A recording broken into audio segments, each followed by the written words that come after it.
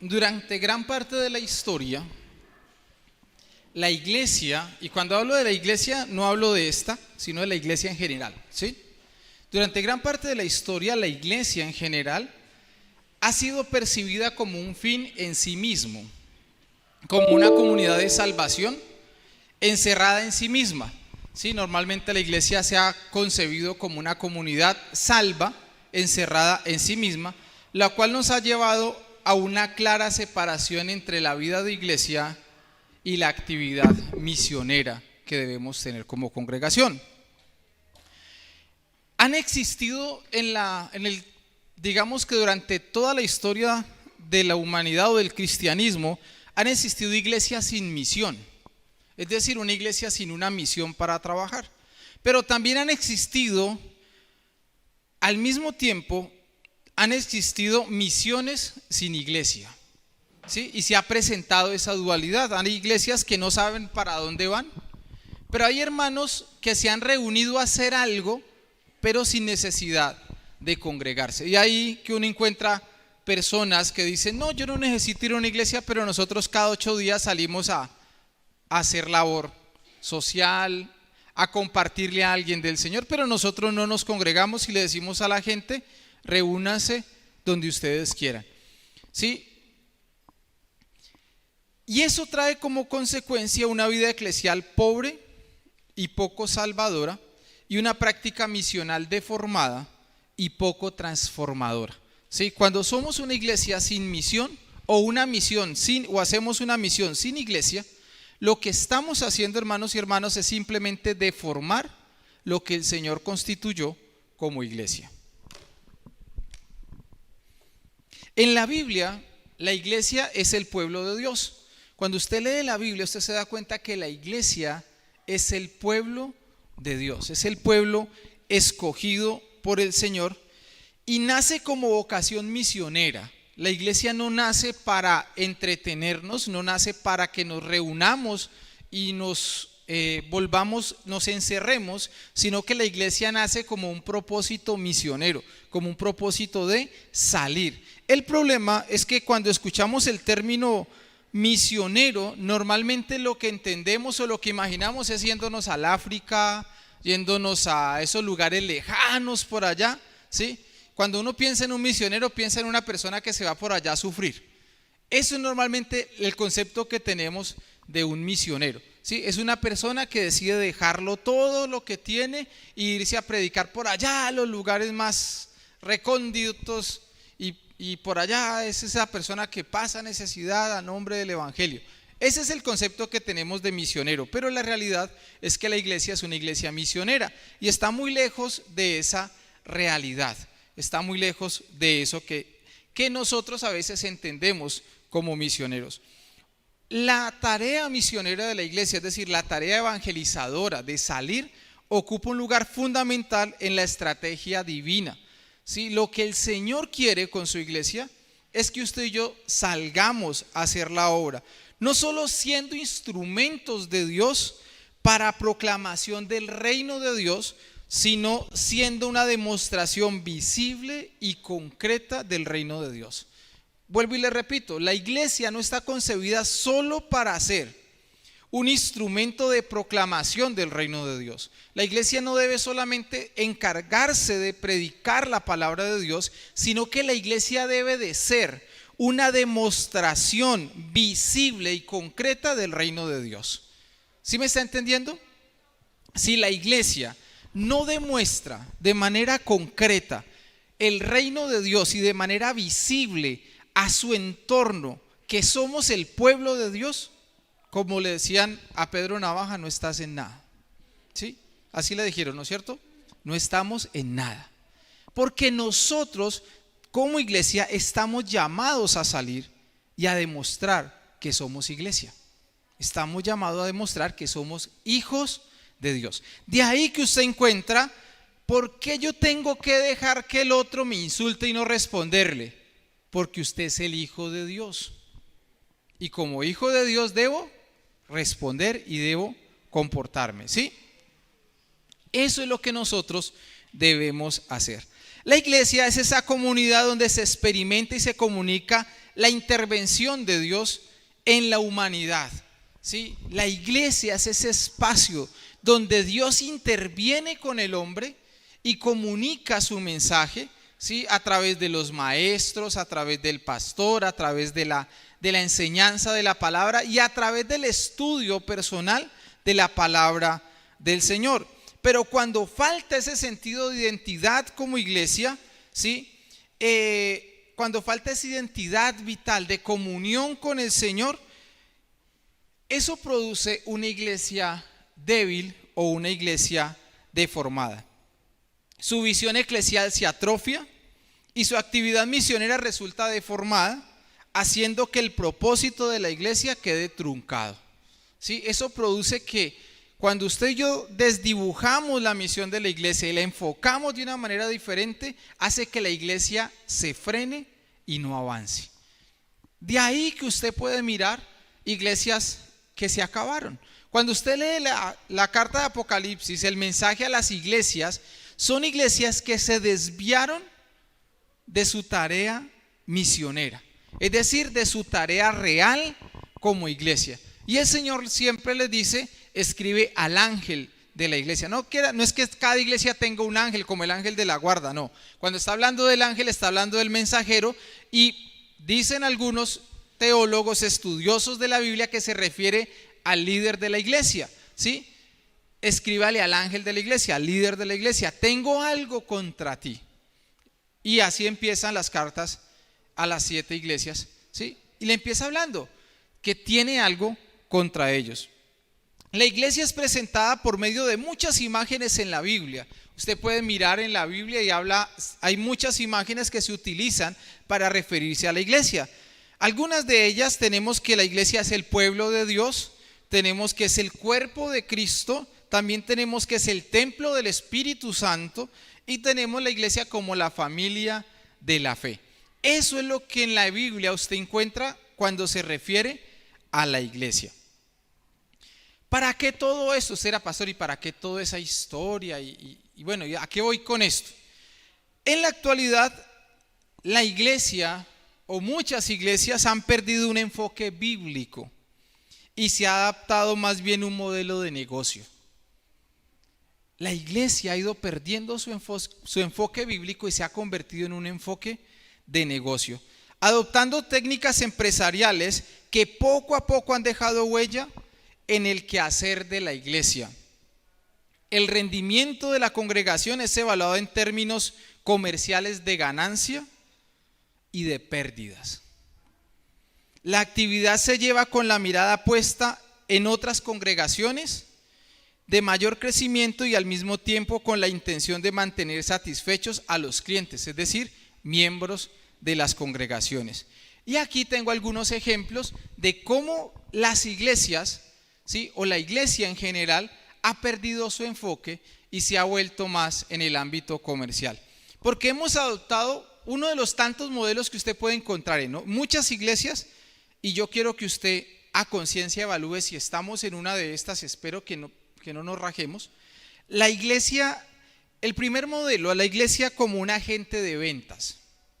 Empieza a verse la iglesia como un agente de ventas. Se percibe la asistencia como inversionistas en la iglesia, fomentando la participación del creyente como un socio comercial, solicitando a este una ofrenda como inversión, ofreciéndole un rendimiento hasta del 100% de su inversión.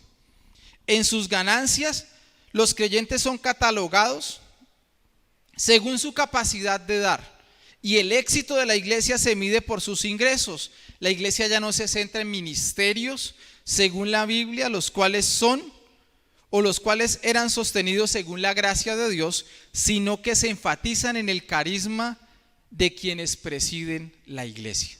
¿Sí? En este primer modelo de iglesia, lo importante son los socios, es decir, quienes pueden ofrendar, dar a la iglesia, pero no solamente dar por dar, sino que le garantizamos una devolución del 100% de sus ingresos en oraciones, en bendiciones, y usted empieza a escuchar palabras como de que el Señor le va a multiplicar lo que usted dé.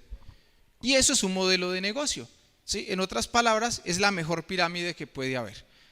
Sin decir y sin desmeritar el hecho de dar, porque no estoy diciendo que no hay que dar a la iglesia, ¿sí? La Biblia dice cada uno dé como propuso en su corazón, pero cuando el énfasis está en el dar y se mide la iglesia por la cantidad de ingresos que tiene la iglesia, estamos viendo a la iglesia como un agente de ventas. Otros ven la iglesia como un club social, una congregación caracterizada por un espíritu amistoso y una atmósfera de tranquilidad, y eso no es malo en sí mismo.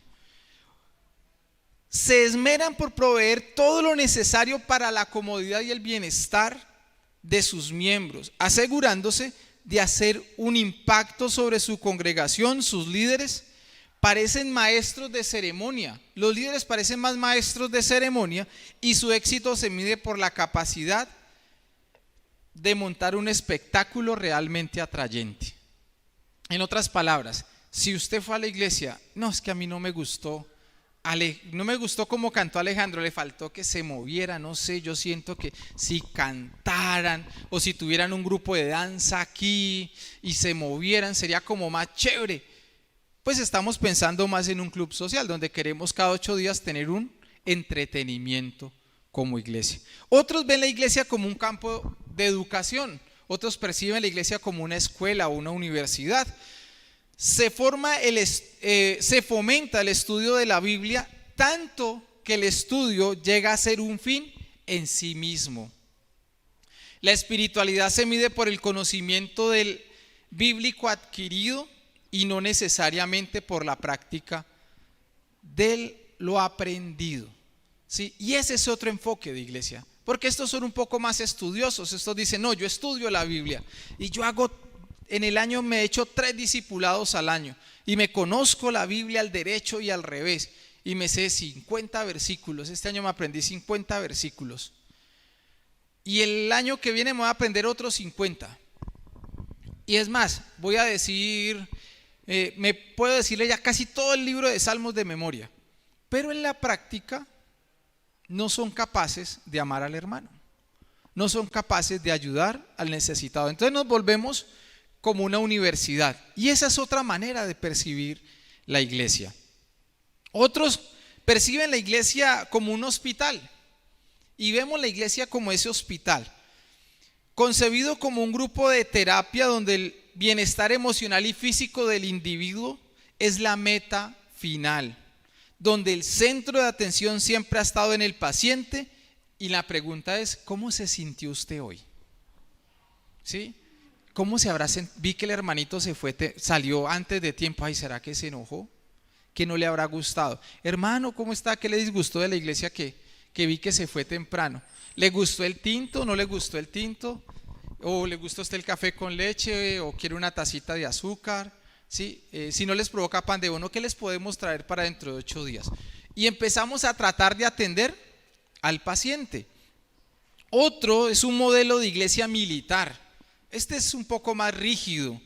Este grupo se ha concebido a sí mismo como con la misión de ser el ejército de Dios, ¿sí? Y de ahí que dicen que el reino lo arrebatan los valientes, ¿sí? Como defensores de la fe, guerreros de oración, un grupo de cruzados hasta un ejército de liberación. Así es concebida la iglesia cuando se concibe como un modelo militar, ¿sí? Esto determina su forma interna y externa de hacer misión, catalogando a sus miembros en aliados y enemigos, ¿sí? Entonces, o usted está conmigo o usted está en contra mía. O usted de mi bando o usted de qué bando es. Y ese es un concepto de iglesia militar. Y el último modelo que encontramos o que encuentro, hay muchos más pero resumí pocos, la iglesia como un supermercado, ¿sí? Ese es el otro modelo de iglesia, donde el asistente puede llevar a bajo costo, es decir, bajo sus diezmos ofrendas, lo que necesita para su diario vivir. Por un pequeño precio puede llevar un milagro, una oración. Podrás pedir, por su inversión usted puede pedir lo que quiera, hasta tiempo con el pastor si lo necesita. Y nada le puede ser negado, ¿sí? Necesitamos tener la perspectiva que Cristo tiene de la iglesia. Este concepto de iglesia como supermercado, usted viene y lleve lo que necesite, ¿sí? ¿Usted qué necesita? ¿Necesita una oración? Claro, hermano, venga, bien pueda, oremos porque aquí hay oraciones, los tenemos en los estantes. ¿Necesita un milagro? Vamos a orar por su milagro. Y empezamos a ver la iglesia como ese supermercado donde yo compro lo que necesito, ¿sí? Y con eso quedo satisfecho. Entonces, con esto en mente necesitamos nosotros tener la perspectiva que Cristo tenía al redescubrir la iglesia. Lo que Cristo tenía en mente cuando pensó en la iglesia, que estoy seguro nada que ver con estos modelos de iglesia que acabo de mencionar. Porque Cristo pensaba en una iglesia renovada por el poder del Espíritu Santo, tal como lo fue la iglesia primitiva. Hay un texto de la Biblia que quiero que lo busquen, Tito capítulo 2, versículo 14.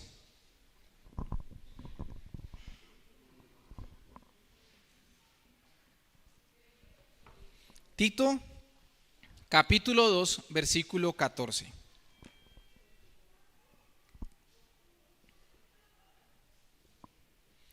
Dice, quien se dio a sí mismo por todos, quien se dio a sí mismo por nosotros para redimirnos de toda iniquidad y purificar para sí un pueblo propio, celoso de buenas obras.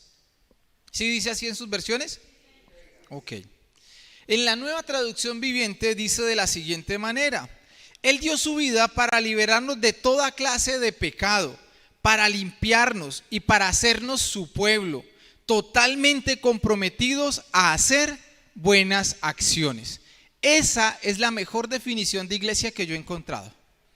Para mí esa es una definición de iglesia. Somos un pueblo en el cual Dios dio su vida, Jesús dio su vida para liberarnos de todo pecado. ¿Qué es la iglesia? Un pueblo, un grupo de personas liberados del poder del pecado. No estoy diciendo que no pecamos, que hemos sido liberados del poder del pecado. El pecado ya no tiene dominio sobre nosotros. Pecamos, pero no lo vayan a decir a nadie porque nos gusta, ¿sí? Pero no pecamos porque el pecado nos obliga. Es más, usted y yo podemos vencer el pecado, porque ya el pecado no tiene poder sobre nosotros. Y esa muerte de Jesús no solamente nos libera del pecado, sino que nos limpia y nos hace su pueblo. Eso es la iglesia, el pueblo de Dios, totalmente comprometido para hacer buenas acciones. Esa es la definición de iglesia. Entonces, ¿qué es la iglesia, hermano y hermana? En el libro de Hechos nos describe la iglesia primitiva. Muchas veces enfatizamos de manera idealista y hasta romántica acerca de la iglesia primitiva. Cuando hablamos de la iglesia del libro de Hechos, normalmente miramos en la iglesia su ímpetu misionero. Decimos, uy, qué rico ser una iglesia misionera como la que era la iglesia primitiva. Cuando hablamos de la iglesia primitiva, hablamos de su impacto transformador. No, pero es que Pedro predicaba y se convertían 3,000, 5,000, y la sombra de Pedro sanaba, y la gente llegaba y daba lo que tenía y lo daba a los pobres. Y hablamos de milagros, señales, prodigios que hacía la iglesia primitiva, y empezamos a anhelar lo que era la iglesia primitiva. Idealizamos, pero se nos olvida también que en la iglesia primitiva tuvieron altas dificultades, que en la iglesia primitiva tuvieron herejías, hubo hipocresía, rivalidades e inmoralidades en la iglesia. Pero aún así, nunca dejó de ser la iglesia. ¿Sí? Nunca dejó de ser la iglesia. Con todo eso, es evidente que la iglesia de Jerusalén fue renovada por el Espíritu Santo de Dios, dejándonos 4 señales que quiero que estudiemos hoy, de que muestran una iglesia llena del poder del Espíritu Santo de Dios. Y yo quiero que veamos esas 4 señales en los próximos 20 minutos, veamos esas 4 señales de una iglesia llena del poder del Espíritu Santo de Dios. La primera señal, la primera señal es una enseñanza bibliocéntrica. La primera señal de una iglesia viva, una iglesia llena del poder del Espíritu Santo de Dios, es una iglesia con una enseñanza bibliocéntrica. Hechos capítulo 2, versículo 42. ¿Quién lo puede leer?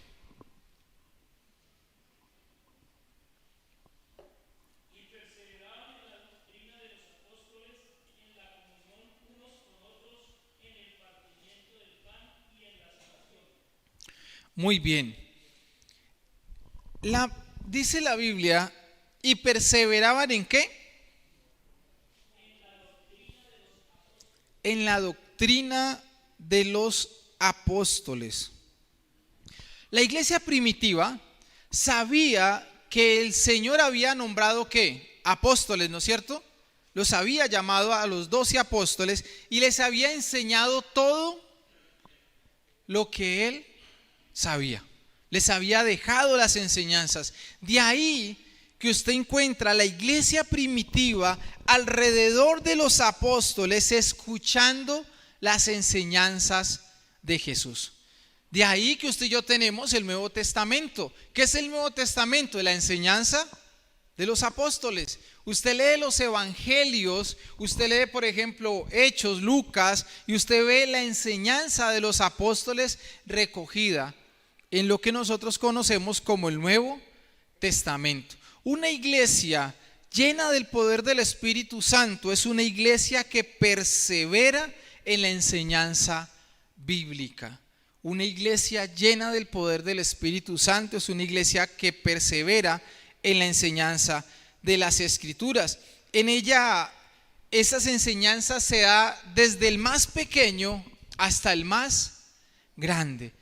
Su eje central como iglesia es las sagradas escrituras, lo que la palabra de Dios enseña, y no tuerce la Biblia para querer justificar algunas acciones. Simplemente se remite a lo que la palabra de Dios dice y la pone en práctica.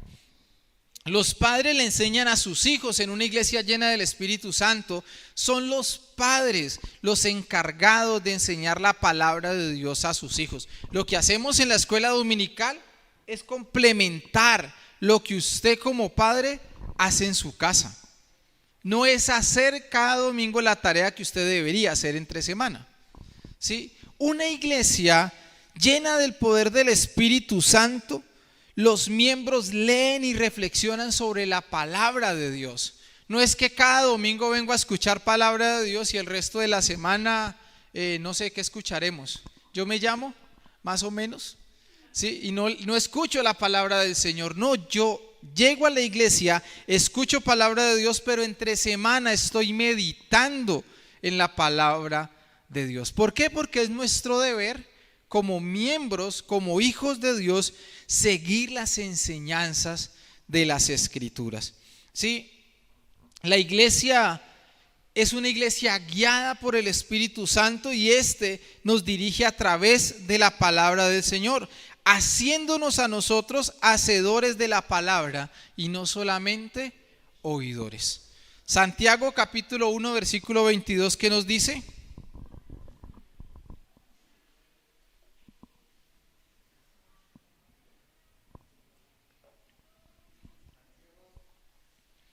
Uno 22.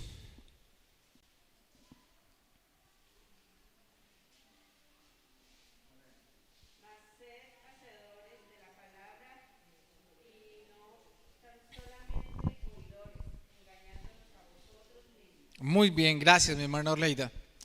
Seamos hacedores de la palabra, pero sea hacedores de la palabra y no solamente oidores. Mi hermano y hermana, una iglesia llena del Espíritu Santo es una iglesia que sigue la enseñanza bíblica. Porque si usted y yo escuchamos la enseñanza bíblica, pero no practicamos la enseñanza bíblica, dice la palabra de Dios que nos engañamos, ¿qué? a nosotros mismos. Si la Biblia me dice, ame a su enemigo, pero usted no lo ama, se está engañando. Si la Biblia me dice, ayude al necesitado, pero usted no lo ayuda, se está engañando. Si la Biblia me dice, honre a su padre y a su madre, pero usted no lo honra, se está engañando. Si la Biblia dice, padres, no desesperen a sus hijos, pero usted desespera a sus hijos, se está engañando usted mismo. ¿Sí? Una iglesia llena del Espíritu Santo es una iglesia que sigue las enseñanzas bibliocéntricas. Una iglesia sigue las enseñanzas bíblicas. La segunda señal que encontramos en el libro de Hechos es una iglesia en comunión y ayuda mutua. La segunda característica de una iglesia llena del poder del Espíritu Santo es una iglesia que vive en comunión y ayuda mutua.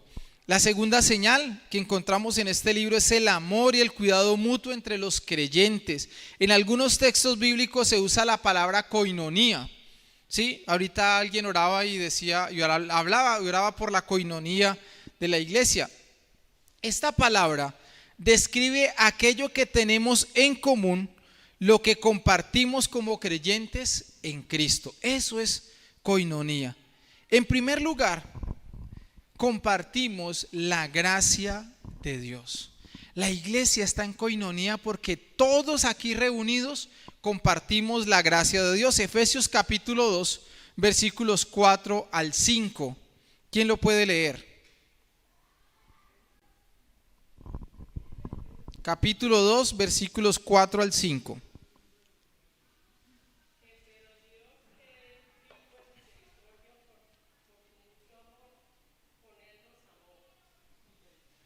Ajá.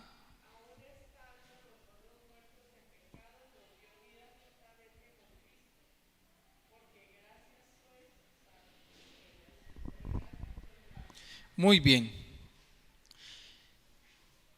¿Qué es interesante de este texto?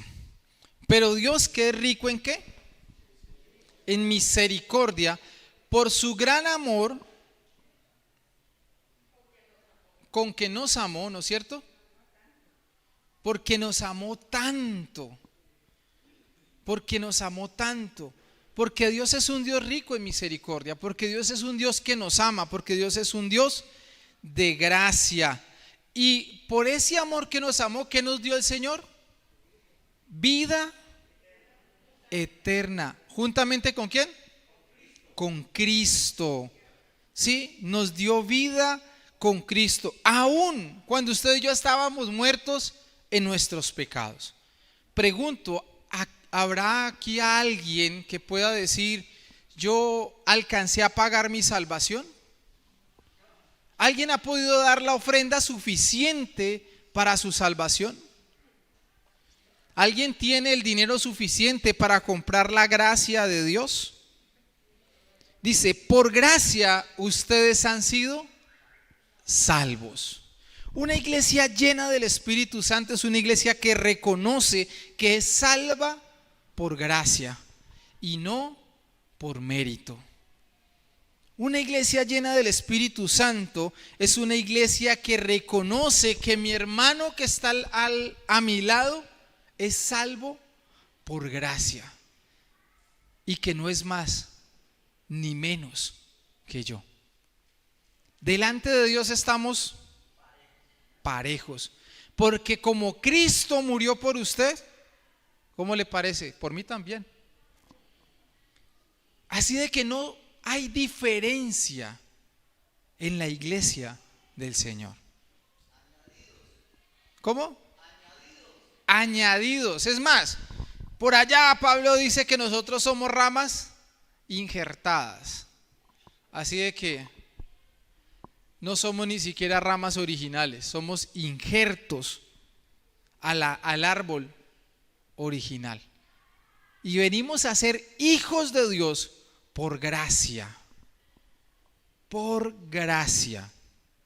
Y la gracia no tiene niveles. Gracia es gracia, aquí y en cualquier lugar. Y lo segundo que encontramos en la coinonía, lo segundo que podemos ver es que también tenemos en común lo que damos como iglesia.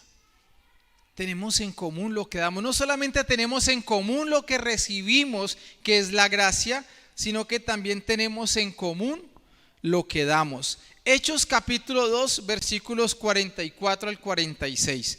Dice, todos los que habían creído estaban juntos y tenían en común todas las cosas, y vendían sus propiedades y sus bienes, y los presentaban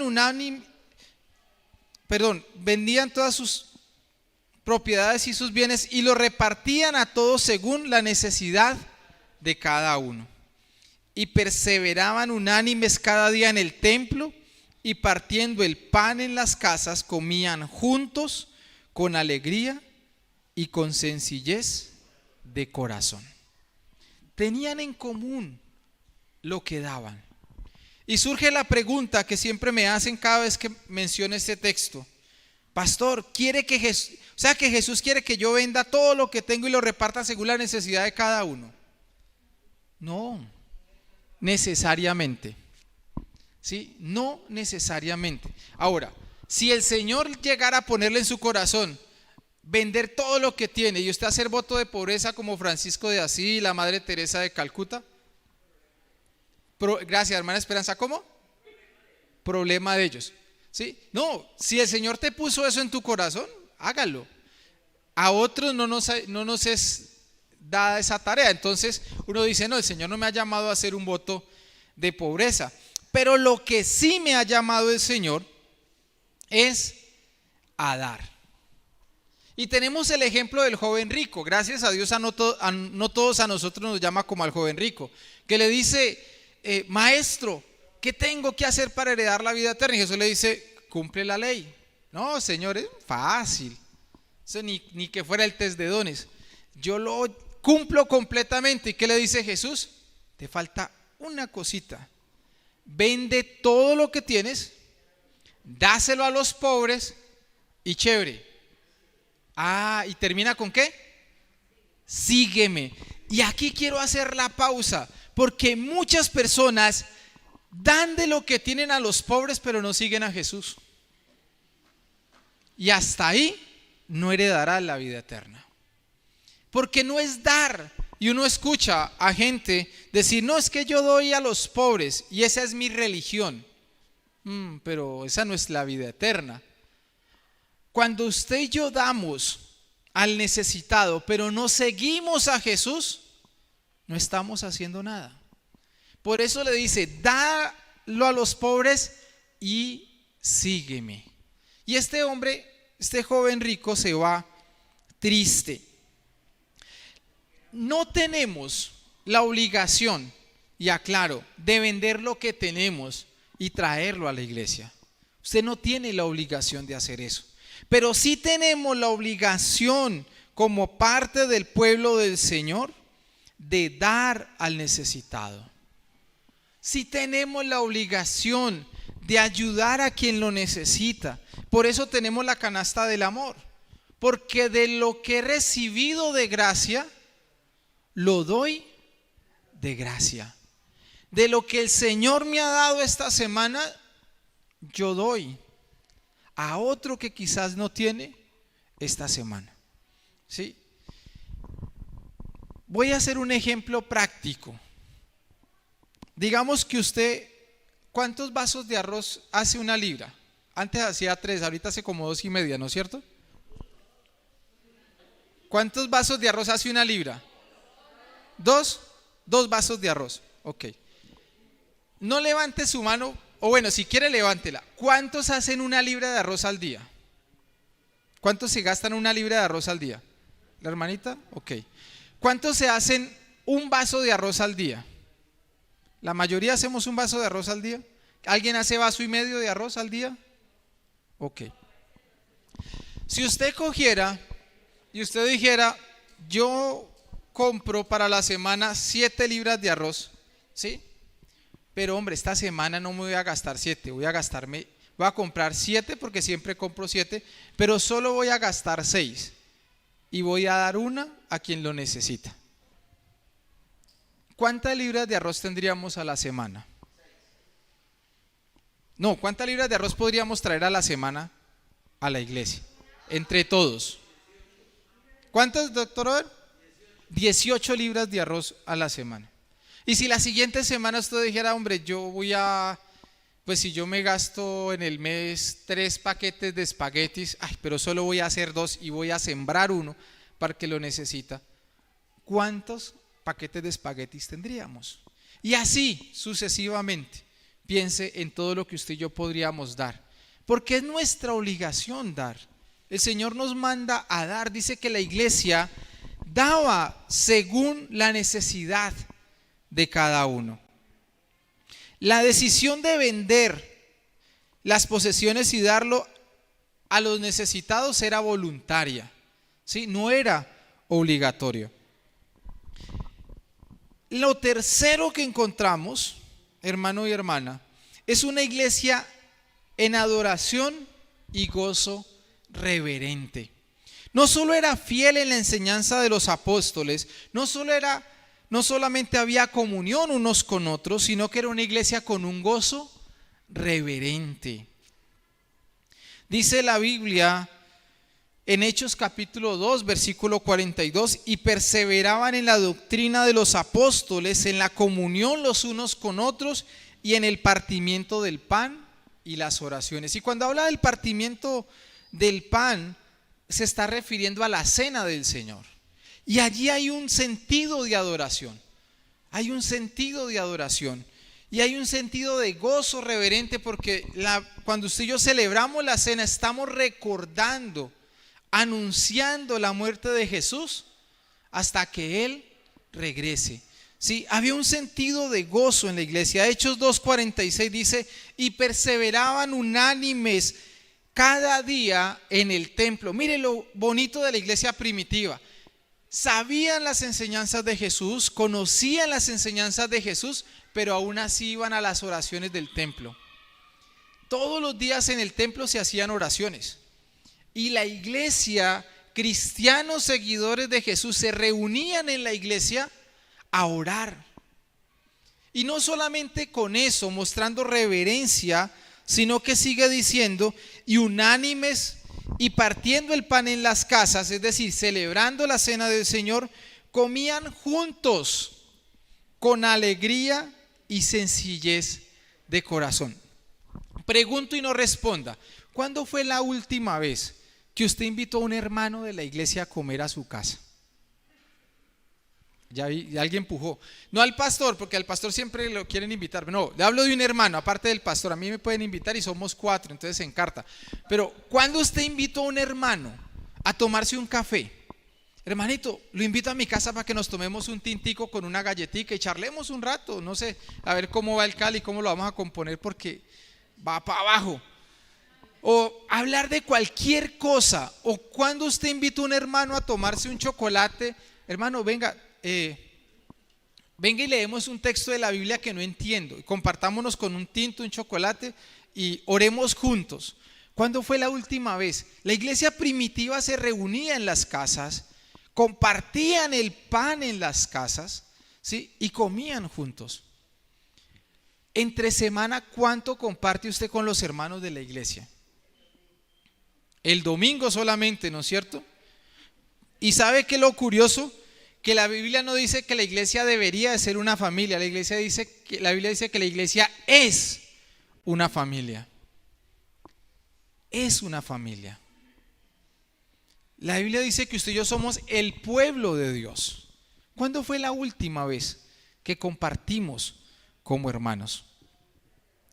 La adoración formal, la que se da en el templo, es necesaria. Es decir, la congregación, elegantes, vestidos para la ocasión, es necesaria. Pero la adoración informal, la que se da en la casa, en bermuda, pantaloneta, chanclas, camiseta, al son de un tinto, un chocolate, una guapanela, esa adoración de compartir, de hablar, de orar, de reírnos, es necesaria también como iglesia. Si la iglesia no crece en una adoración informal como hermanos y solamente nos reunimos para hacer una adoración formal cada 8 días, nos volvemos una iglesia de eventos, ¿sí? Y empezamos a encontrar mega iglesias, iglesias grandes, 2,000, 3,000 personas asistiendo a la iglesia, pero ¿cuántos se conocen? ¿Cuántos comparten? ¿Cuántos se ven en la calle? Algo interesante ha pasado después de que hicimos novenas con propósito. Cuando voy de aquí para allá por Jorge Andrés, me encuentro a 3, 4 vecinas o vecinos que han, hola pastor, ¿cómo es? Uy pastor, tengo que ir a la iglesia, pero no, venga le cuento, y empiezan a contarme lo que les ha pasado, por qué no han venido, las razones del por qué no asisten. Pero pastor, yo tengo que ir a la iglesia. Y empieza uno a caminar y niños, hola pastor, y yo, sí, yo no lo he visto, pero bueno, hola, ¿qué más? Y uno empieza a saludar. Pero es bonito ver cómo la iglesia cuando sale empieza a hacer la labor misionera que el Señor nos ha dado. Hermanos, el asistir al templo es necesario, pero el reunirnos en la casa también es necesario. La adoración debe de ser gozosa. La iglesia debe de vivir un gozo, una alegría que sobrepasa todo entendimiento. Razón tenía Habacuc en el capítulo 3, versículo 17, cuando dice, aunque la higuera no florezca, ni hayan frutos en las vides, aunque falle la cosecha de olivos y los campos no produzcan alimentos, aunque el aprisco no haya ovejas, ni ganado alguno en los establos, aún así yo me regocijaré en Jehová, en el Señor, me alegraré en Dios mi libertador. La iglesia debe de ser ese lugar donde no solamente se da el culto formal, reunión de todos los hermanos, sino ese culto informal. ¿Y saben por qué? Santiago capítulo 5 versículo 13 al 15 nos da la clave. Dice, ¿está alguno entre vosotros afligido? Hagan oraciones. ¿Está alguno alegre? Canten alabanzas. ¿Está alguno enfermo entre vosotros? Llamen a los ancianos de la iglesia y oren por él, ungiéndolos con aceite en el nombre del Señor. Y la oración de fe salvará al enfermo, y el Señor lo levantará, y si hubiere cometido pecado, le serán perdonados. En una reunión formal como esta, ¿quién llega con rostro de afligido? ¿Quién pone rostro de afligido? Todos llegamos contentos, ¿sí o no? Saludamos y empieza Alejandro a cantar el saludo del cristiano y todos salimos y saludamos. Pero no mostramos que venimos afligidos, no mostramos que tenemos dificultades, no mostramos que tenemos necesidades, porque hay que llegar y mostrarnos bonitos. Pero cuando usted está en la casa del hermano, ¿y usted cómo está? No, si te contara. Más aburrido porque mira que esta semana me pasó ta. ¿Pero por qué? Porque estoy en mi casa, en mi lugar seguro. La iglesia es ese lugar. Ojalá aquí nos quitáramos la máscara y nos la pusiéramos afuera, pero hacemos al revés, nos quitamos la máscara afuera y nos la ponemos en la iglesia. ¿Está alguno afligido? Haga oración. ¿Está alguno triste? Busque un hermano. Hermano, ore por mí porque estoy afligido, ore por mí porque estoy necesitado. Y lo cuarto, la iglesia es una iglesia en evangelización continua. Hasta aquí hemos considerado 3 aspectos de la iglesia: enseñanza, comunión y adoración. Y lo cuarto, la evangelización. El cuarto aspecto es la evangelización, un ministerio de la iglesia hacia afuera. Sería un peligro tomar solo el versículo 46 y decir que la iglesia es un lugar donde nos congregamos, nos reunimos, compartimos para nuestras necesidades, la pasamos rico y disfrutamos. No, la iglesia está llamada a salir. A la luz de la palabra del Señor, usted y yo encontramos que la iglesia, en el Hechos capítulo 2, versículo 47 encontramos, dice, y alabando a Dios y teniendo el favor de todo el pueblo. Y el Señor añadía a la iglesia los que habían de ser salvos. La iglesia no solamente alababa al Señor, sino que gozaba del favor del pueblo.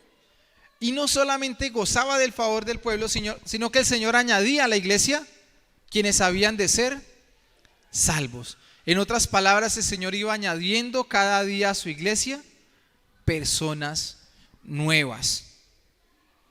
Mi hermano, y aquí encontramos al menos tres cosas que quiero que nos queden claro. Primero, es el Señor quien añade a la iglesia los nuevos creyentes.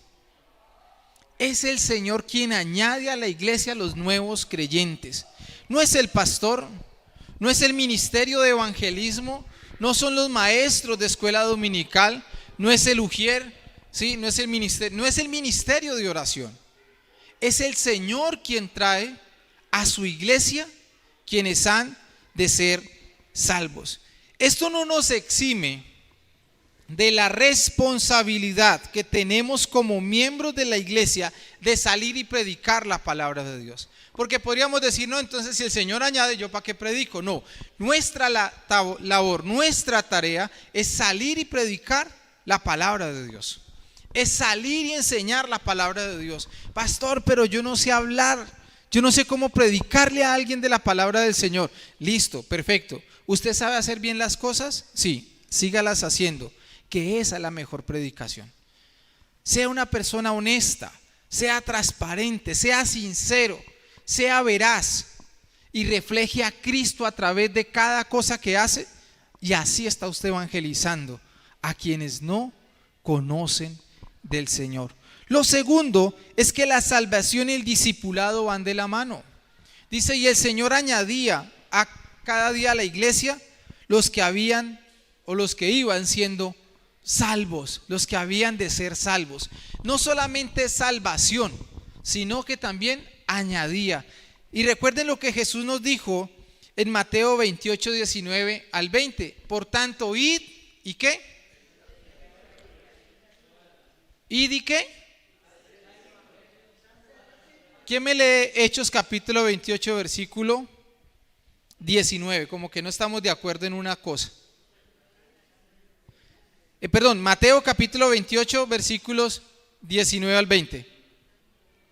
Mateo 28, 19 al 20. ¿Quién lo puede leer?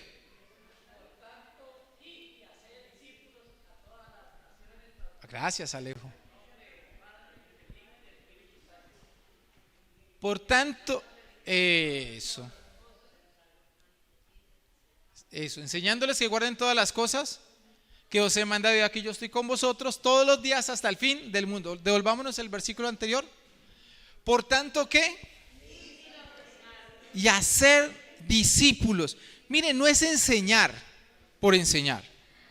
De enseñanzas está lleno el mundo. Es ir y hacer discípulos. Y cuando yo hago un discípulo, ¿qué es hacer discípulos? Es enseñarles todas las cosas que usted ha aprendido de la palabra de Dios. El discipulado es transmitir a otros lo que usted ha recibido de parte del Señor. Toda la enseñanza que usted tiene acumulada de años de ser seguidor de Jesús, su tarea es ir y enseñársela a otros. Es ir y transmitírsela a otros. Y lo tercero es que esto lo hacía cada día. Dice, y cada día el Señor añadía a la iglesia los que habían de ser salvos. Una iglesia llena del Espíritu Santo está en constante crecimiento numérico y espiritual. Cada día el Señor añade a la iglesia los que han de ser salvos. La pregunta es, ¿por qué el Señor a algunas iglesias no le añade? ¿Por qué el Señor no trae gente nueva a la iglesia? Y algo que a mí me da tranquilidad y le doy gracias al Señor, porque digo, estamos como iglesia caminando en que lo que el Señor quiere, ¿sabe qué es? Que el Señor cada día trae gente nueva a la iglesia. ¿Sí? el Señor trae gente nueva a la iglesia. Y usted lo puede notar, hay gente nueva en la iglesia. Y eso muestra que el Señor, ¿qué? Añade a su iglesia los que han de ser salvos. Y no solamente a nuestra iglesia, otras iglesias, muchas iglesias están creciendo porque están haciendo lo que el Señor quiere que hagamos. Quiero dejarles una tarea. Lucio, las hojitas, sí, ayúdenmelas a repartir. Somos una iglesia que ama a su hermano. Hace 8 días les decía que somos una iglesia que somos guardas de nuestros hermanos, ¿no es cierto? Pero también hoy hablábamos que somos una iglesia que ayuda, que se goza, que conoce y que comparte. Vamos a orar. Señor, gracias te damos. Dios, está mañana, Señor, ya. Gracias, Dios, por permitirnos hoy estar acá. Señor, yo te pido que nos ayudes a hacer la tarea como iglesia, Señor. Que nos ayudes, Dios, a hacer la tarea que tenemos para hacer como congregación, Señor. De estar pendientes los unos de los otros, Señor. De estar pendientes de nuestros hermanos, Señor. De llamarlos, de decirles que les extrañamos, que los queremos ver el próximo domingo, Señor. Y por qué no, Dios, poderlos ver y saludar, Señor Dios. Yo te doy gracias a ti, en el nombre de tu amado Hijo Jesús. Amén. Voy a invitar a los adolescentes, a Antonella y a Jorge Andrés. Ellos van a estar hoy recogiendo los diezmos y las ofrendas, ¿sí? ¿Pueden pasar, Alejo?